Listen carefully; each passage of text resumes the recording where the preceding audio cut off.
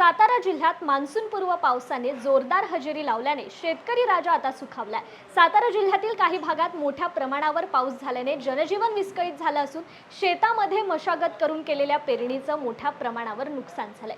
शेतात पाणीच पाणी झाल्याने पेरलेलं बियाणं वाहून गेल्याचं दिसतंय। याचा आढावा घेतलाय आमचे प्रतिनिधी ओंकार सोनावले यांनी।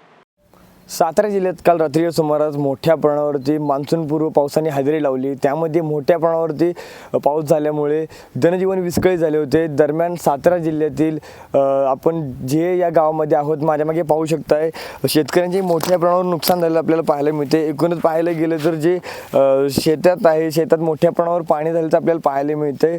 एकूणच यामध्ये लागण केली होती, ऊसाची असेल, सोयाबीन असेल, फ्लावर असेल, अशा वेगवेगळ्या प्रकारचं पिकाची लागण यावेळेस पेरणी करण्यात आली होती। त्यातूनच पाहायला मिळते की मोठ्या प्रमाणावरती शेतकऱ्यांचं नुकसान झालेलं आपल्याला पाहायला मिळते।